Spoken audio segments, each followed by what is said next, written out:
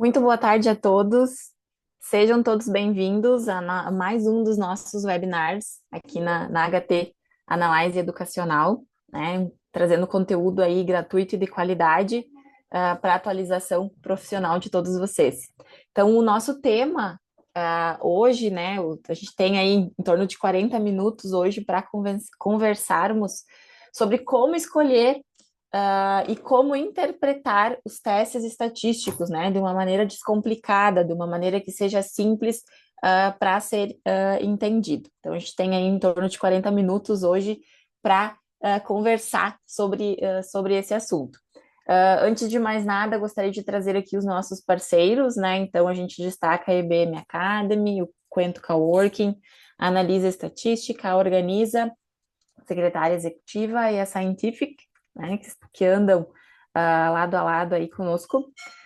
Os nossos contatos, então aqui a gente tem contatos das redes sociais, e-mail, WhatsApp, né? Então também a gente convida todos a nos seguir nas redes sociais, que a gente também eventualmente posta notícias e conteúdos bacanas por lá também. Eu hoje serei a professora de vocês, então eu me chamo Sheila, sou zootecnista de formação, não sou médica, sou zootecnista de formação, e represento, né, a Analisa Soluções em Estatística, que é uma parceira da HT Analyse Educacional.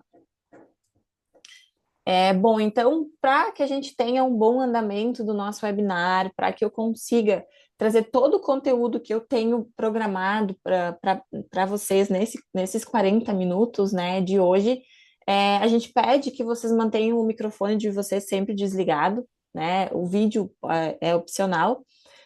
E se vocês tiverem alguma dúvida, ou a gente abre um intervalinho depois no final para essas dúvidas, ou vocês podem escrever no chat, que depois eu olho. Se eu não conseguir responder durante o webinar, agora, nesses 40 minutos que a gente tem, eu respondo depois, né, no particular para vocês, tá? Então, vocês podem ficar à vontade. E aqui também tem o nosso número de suporte, caso vocês tenham alguma dificuldade.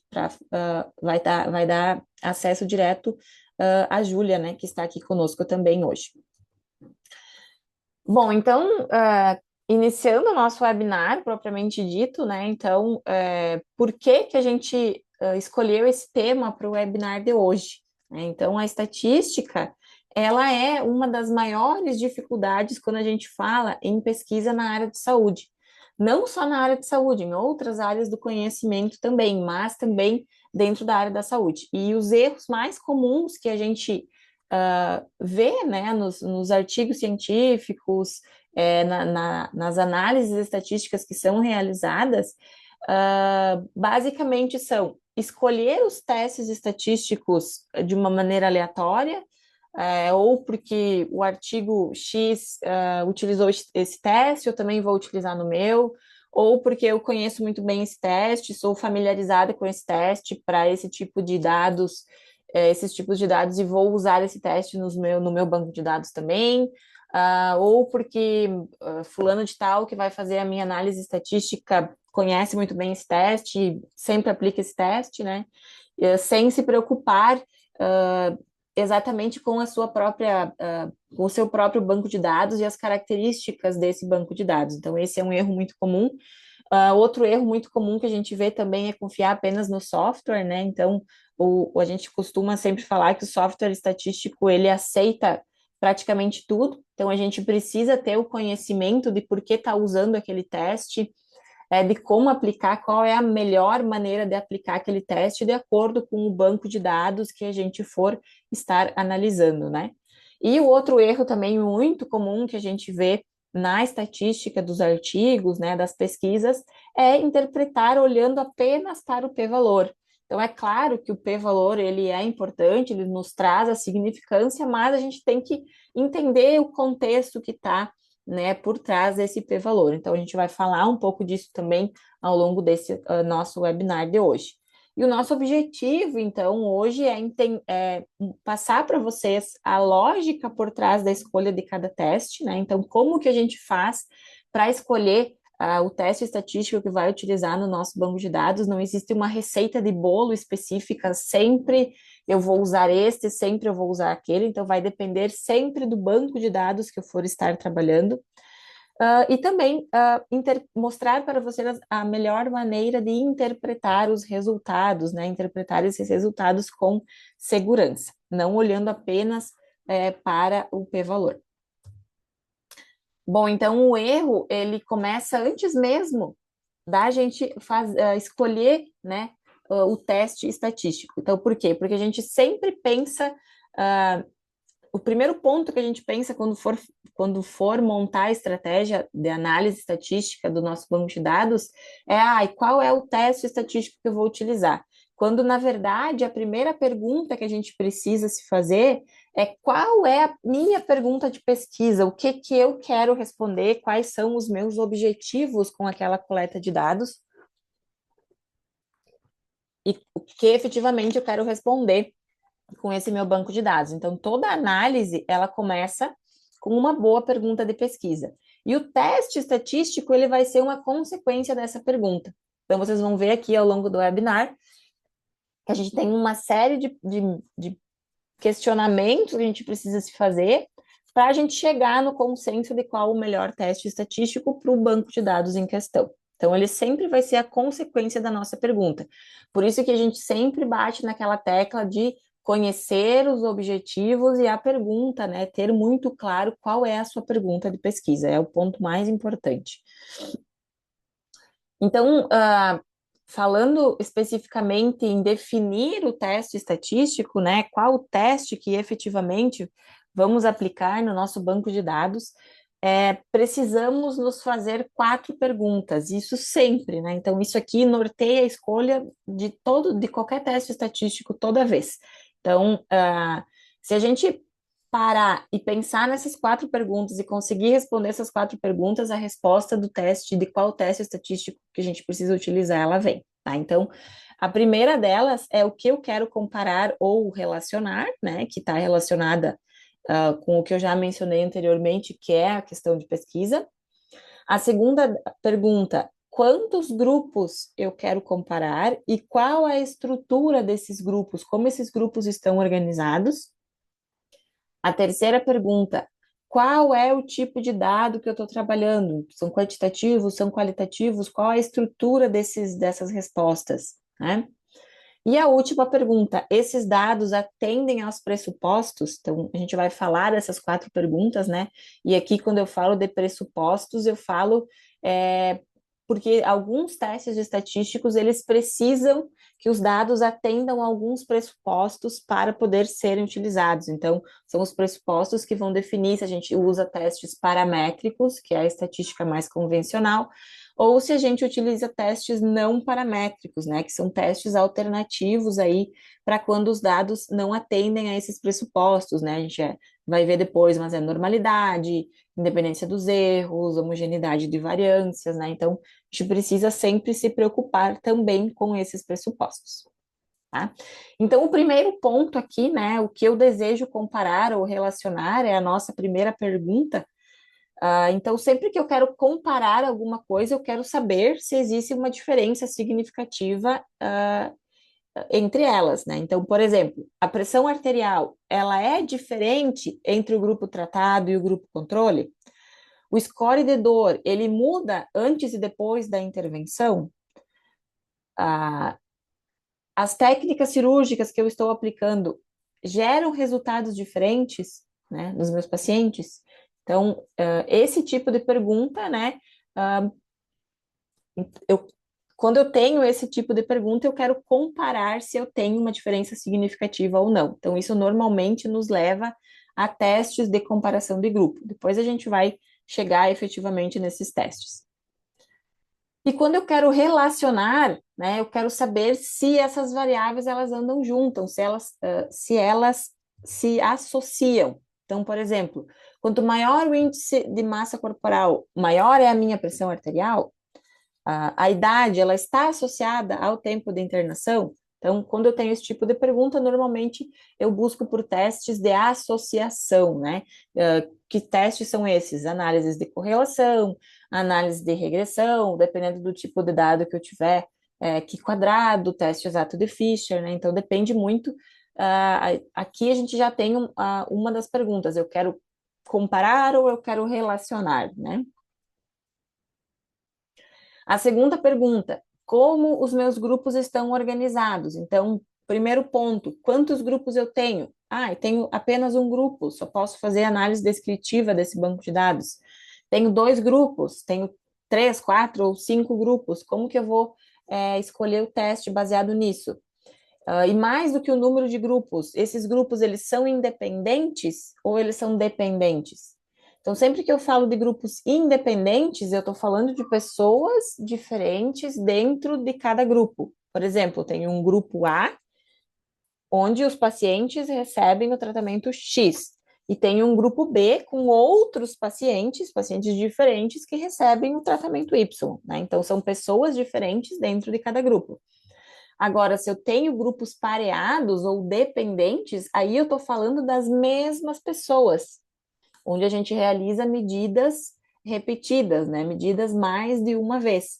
Então, por exemplo, quando eu tenho antes e depois do tratamento, quando eu tenho lado direito versus lado esquerdo da mesma pessoa, quando eu tenho medidas repetidas no tempo, né? Avalio esse paciente, sei lá, com 30 dias, 60 dias, 90 dias, ou 5 minutos, 15 minutos, 20 minutos, né? Então, quando eu tenho essas medidas repetidas no tempo, também caracteriza grupos dependentes, é a mesma pessoa medida várias vezes.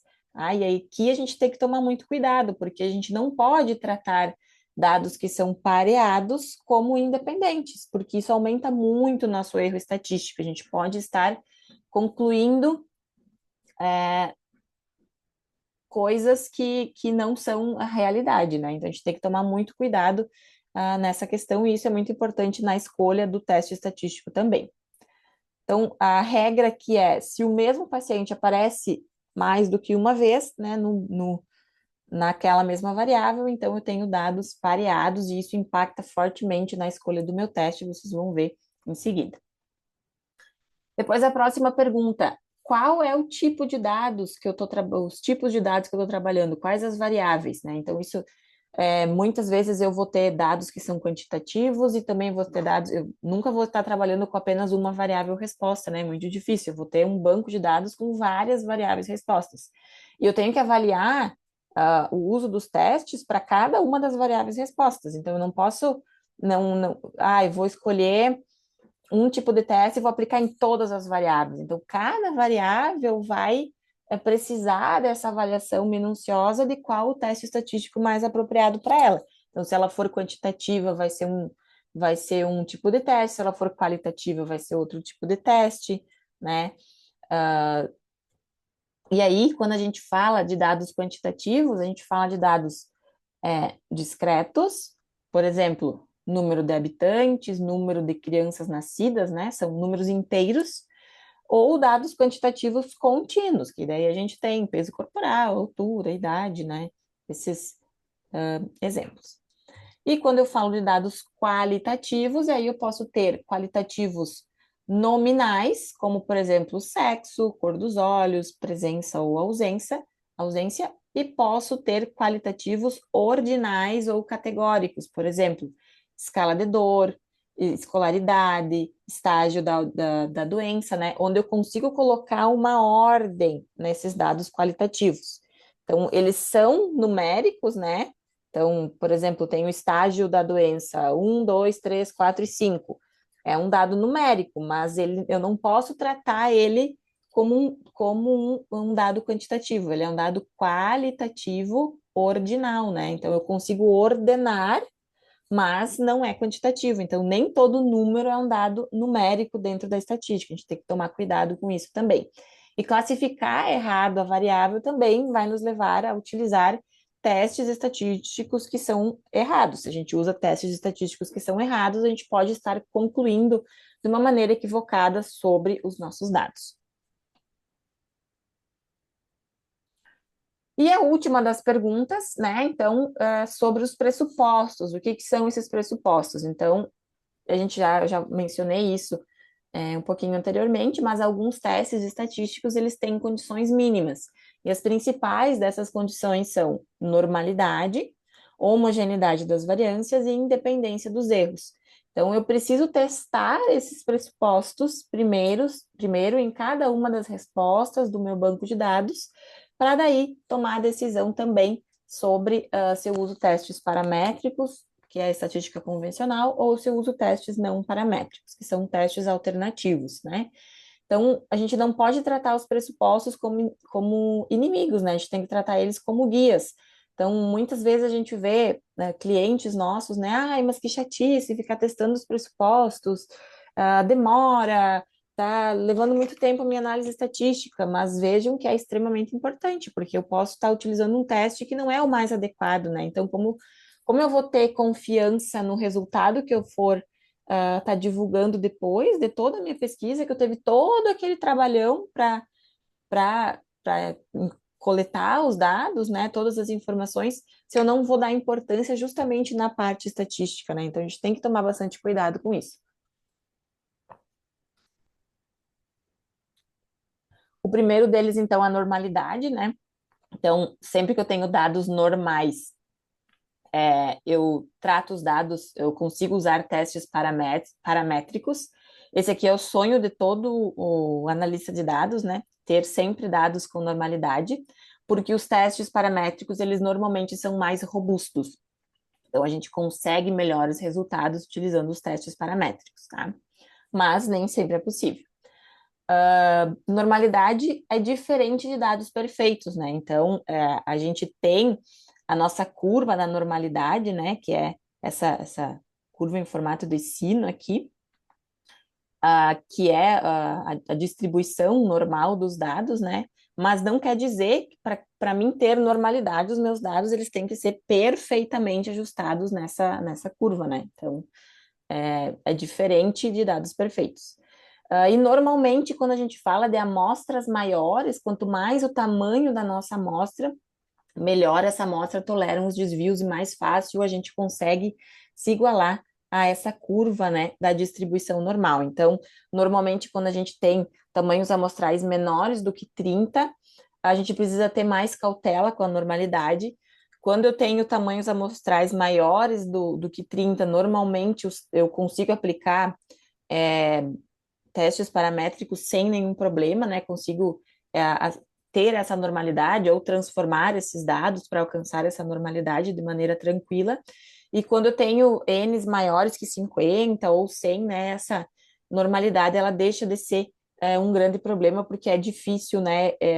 Eu não ter dados que acompanham essa distribuição, porque os valores extremos, né, dos meus dados, os desvios, eles são mais diluídos, e aí a gente acaba que vai se igualando, né, a essa distribuição. Então, ainda seguindo, né, nesse assunto de por que as amostras maiores toleram os desvios de normalidade, né, então, sempre que eu tenho amostras pequenas, por exemplo, um tamanho amostral de 5 pacientes, os valores extremos, eles vão estar impactando muito nessa minha amostra, então eles vão distorcer essas minhas médias e os meus desvios, né, eles vão comprometer o equilíbrio aqui da minha balança, tá? Enquanto que quando eu tenho amostras maiores, esses valores extremos, eles se diluem e a média, ela tende a ficar mais estável. Então, por isso, com amostras maiores, o comportamento médio dos dados, ele fica mais previsível, certo? E aí, os pequenos desvios que a gente tem, né, dentro dessa amostra, eles não comprometem tanto o nosso teste, tá? Depois a gente fala um pouco então da homogeneidade das variâncias, tá? Então, a homogeneidade das variâncias ela compara a variabilidade dos grupos. Então, eu tenho se eu tiver grupos homogêneos, eu posso utilizar testes paramétricos. Se eu não tiver grupos homogêneos, aí eu preciso ou transformar esses dados ou buscar alternativas não paramétricas de testes, tá? Então, as variâncias homogêneas, né? Quando os grupos têm variabilidades parecidas, por exemplo, eu estou testando 3 tratamentos e os 3 grupos aqui que recebem o tratamento A, B e C, eles têm os mesmos, né? O mesmo comportamento. E aí, quando eu tenho variâncias heterogêneas, né? Os grupos têm variabilidades diferentes. Então, veja que eu tenho grupos com curvas bem diferentes, né, de distribuição, né, dos dados. Então, muitos testes estatísticos, eles se baseiam nesse pressuposto, né, e ele garante que as diferenças detectadas são realmente por efeito real e não por variações desiguais dentro do nosso grupo, né? Então, eu preciso ajustar isso para garantir que realmente o que eu estou comparando, que o resultado que eu tenho é em função do que eu estou comparando aqui, por exemplo, se eu tiver 3 medicamentos. Tá? Então, quando eu falo de homogeneidade de variâncias, é importante aqui, não se aplica a dados pareados, a medidas repetidas e a dados não randomizados. Então, isso aqui que eu estou falando de homogeneidade das variâncias é, não é aplicado quando eu tenho, né, esse tipo de banco de dados aqui, dados pareados, medidas repetidas e dados não randomizados, apenas para outros tipos de bancos de dados, certo? E a independência dos erros, né? Então, eu preciso garantir que eu não tenha correlação entre os resíduos, né? Ou seja, eu tenho que garantir que um dado não tenha efeito sobre o outro, né? Ou que tenha um efeito nulo sobre o outro. Se isso não acontece, a gente tem o que a gente chama de vício de coleta de dados, e aí aumenta, né, o nosso erro padrão e gera depois também respostas duvidosas. Então, é, quando eu coleto os meus dados, quando eu estou falando, por exemplo, de estudos randomizados, que eu tenho uma boa randomização, uma boa distribuição, e eu coleto os meus dados de uma maneira independente, eu já tenho a garantia de que eu vou ter uma independência dos erros, né? Então, a gente faz a análise visual dos resíduos para garantir essa independência dos erros, mas se eu tenho uma boa randomização, isso não é um problema, certo? Então, a independência dos erros, ela vale quando cada paciente contribui apenas com uma observação e quando os grupos, eles são realmente independentes. E não vale, né, quando eu tenho, de novo, dados pareados, ou seja, antes e depois, a mesma pessoa 2 vezes, e quando eu tenho medidas repetidas no tempo, tá?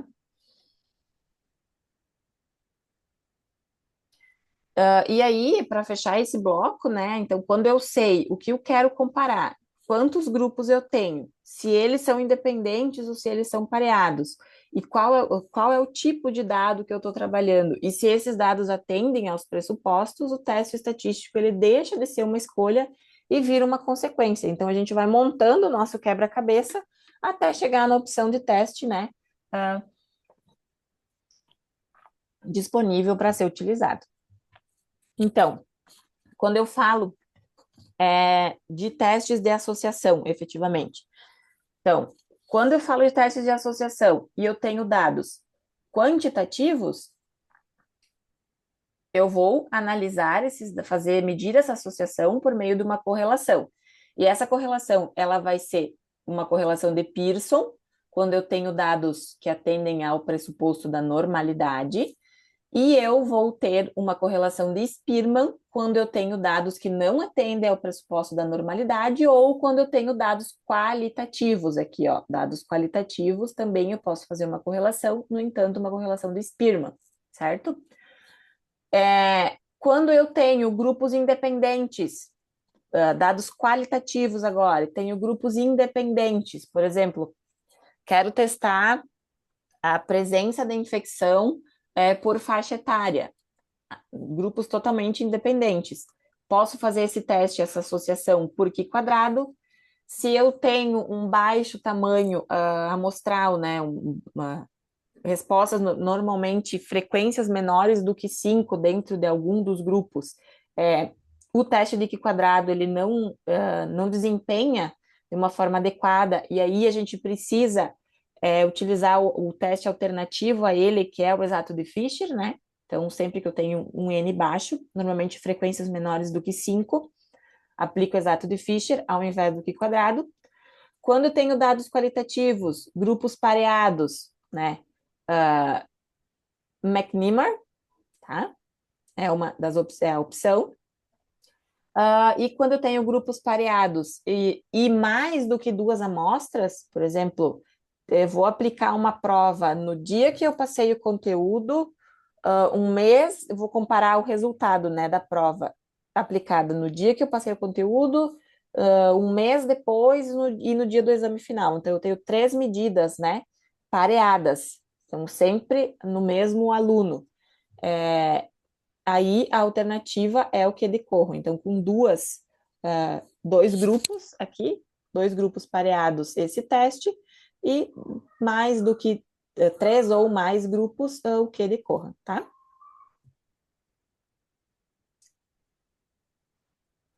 Se eu estou trabalhando apenas com um grupo, né? Não tenho tratamentos, não estou avaliando medicamentos, não estou avaliando, né? Tenho apenas um grupo. O que que eu posso fazer de estatística para esse grupo? Assim, uma vez só. Pessoal, eu vou pedir que vocês desliguem o microfone, por favor. Obrigada. Então, quando eu tenho um grupo apenas, o que que a gente normalmente trabalha? Trabalha com uma análise descritiva, né? Então, quando eu falo de análise descritiva, o que que eu estou mencionando? Medidas de tendência central, que são média, mediana, moda, análise de frequência, análise dos quartis para ver como que se distribui, né, onde está melhor distribuído esses dados, análise de dispersão, que normalmente vem associadas às análises de tendência central, então amplitude, desvio padrão, variância, erro padrão da média, coeficiente de variação, né, então todas essas medidas eu posso estar analisando quando eu tenho apenas um grupo.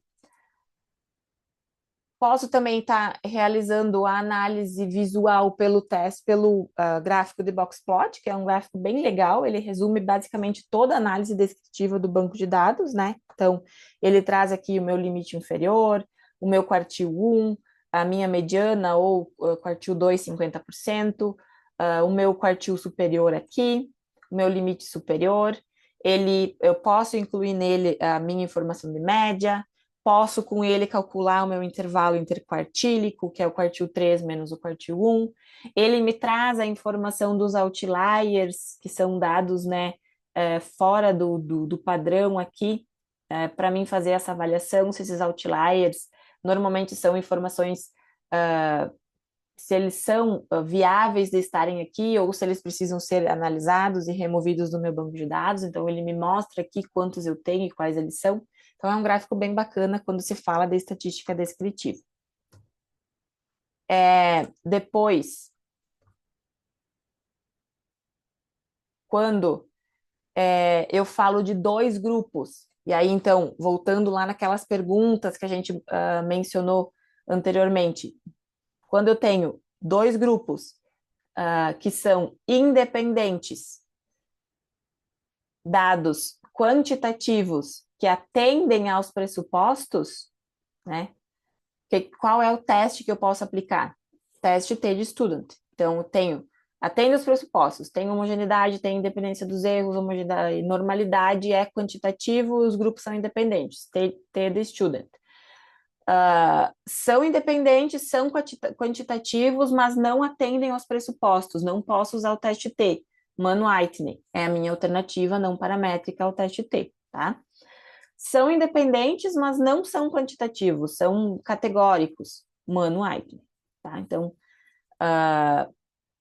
tenho dois grupos que são dependentes agora, tá? Então, dois grupos dependentes, dados quantitativos que atendem aos meus pressupostos. Qual é o teste que eu vou utilizar? O teste T, só que agora não é mais o T de student, é o T pareado, porque eu tenho dados que são dependentes, eu preciso fazer esse ajuste. Tenho dados quantitativos, dois grupos, variáveis dependentes, dados quantitativos que não atendem aos pressupostos. O que que eu vou utilizar? A opção, né? Ao T pareado, o meu teste de Wilcoxon, que é um não paramétrico aqui.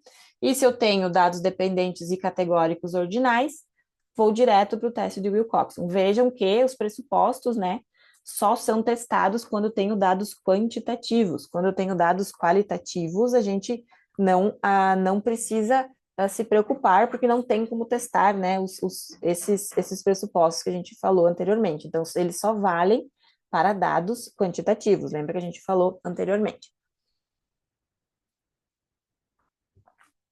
Agora, se eu tenho 3 ou mais grupos, quais os testes, quais as opções de testes que eu tenho para utilizar? Então, 3 ou mais grupos, dados quantitativos, com os meus pressupostos ok, posso trabalhar com análise de variância.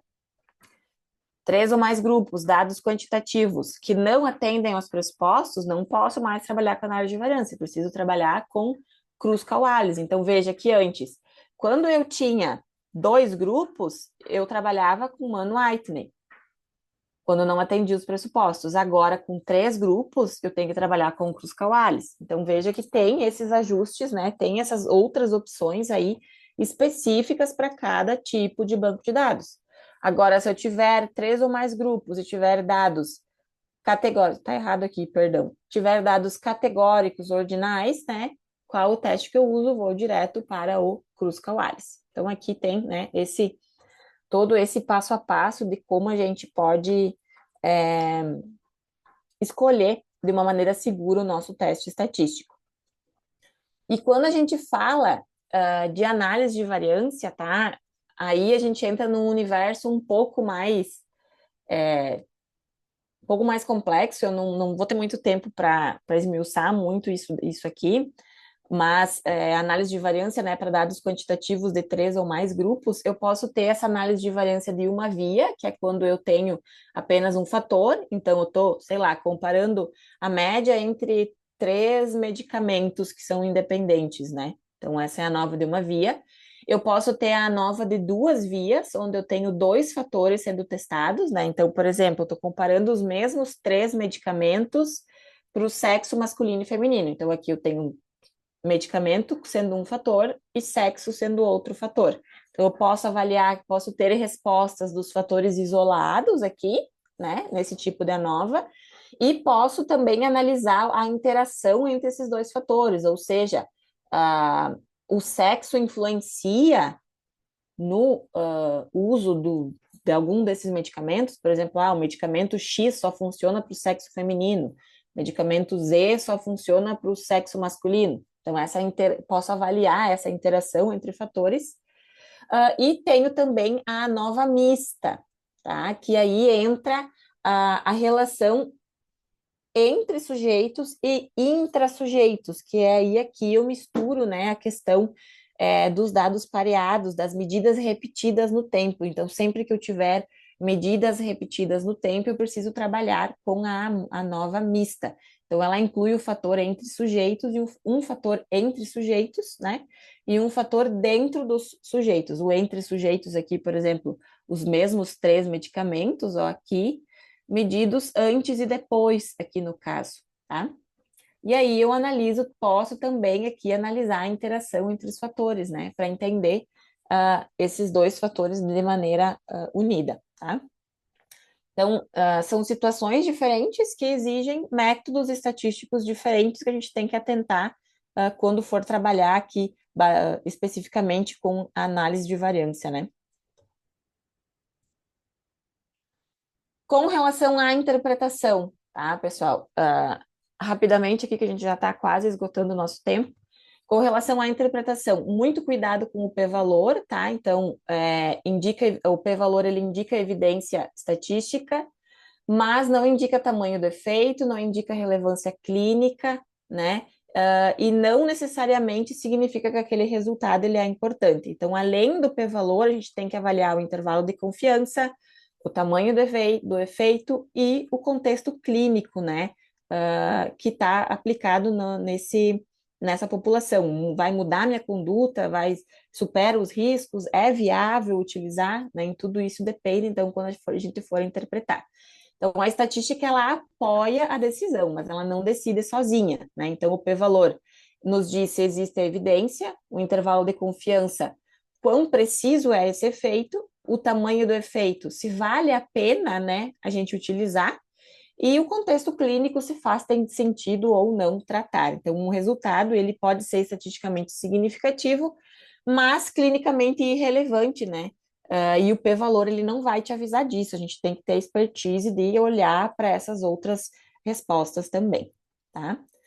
Aqui só um apanhado geral de tudo que a gente já mencionou, né, até agora, né? Então, importância da avaliação dos grupos, de quantos grupos a gente tem, do tipo de informação, se esses grupos são independentes ou pareados, da avaliação dos pressupostos, para daí então a gente chegar, né, na escolha do teste e sempre ter cuidado aqui com a interpretação dos resultados, certo? E aí, pessoal, o que eu tinha é curto o nosso tempo hoje, né? A nossa chamada ela vai ser encerrada, então por isso que eu estou correndo aqui no final. É curto o nosso tempo. O que eu tinha para trazer era isso para vocês hoje, tá? Antes da nossa chamada ser encerrada, eu queria fazer um convite para vocês. Então, a gente sabe que na prática os erros eles sempre aparecem nos detalhes e quando a gente está aplicando efetivamente esses testes, né? Então a gente está com um curso de estatística que traz todos esses testes que a gente viu e outros, muitos mais testes, outras situações, outros exemplos também. E um curso onde a gente aprofunda, né, todos esses conteúdos com dados reais, com um passo a passo estruturado, né, da análise estatística. A gente usa o software estatístico R, mas o conhecimento dele não é um pré-requisito para o nosso curso, tá? Então, não precisa ter conhecimento nenhum para acessar. Então, a gente tem esse curso disponível. Vocês vão receber um e-mail agora no final do webinar com informações sobre esse curso e a gente está disponibilizando para quem se inscreveu no nosso webinar um presente exclusivo que vai, né, de hoje até segunda-feira, dia 9, às 11 horas da manhã, que é 25% de desconto na inscrição do nosso curso, tá? Então, para quem se inscreveu, né, no nosso webinar, até segunda-feira tem essa possibilidade. Vocês vão estar recebendo um e-mail, né, com um link para vocês acessarem a página de informações, para vocês verem todo o conteúdo programático. É um curso que vai de segunda a sexta, de 9 a 13 de março, tá? Das 14 às 16h30. Curso bem completo mesmo e bem bacana. Então, a gente convida todos vocês a nos prestigiar, né? Quem tenha interesse. Com isso, eu finalizo. Não sei se alguém tem aí alguma pergunta nesse finalzinho, antes que a nossa chamada se encerre. Júlia, se você quiser encerrar a gravação.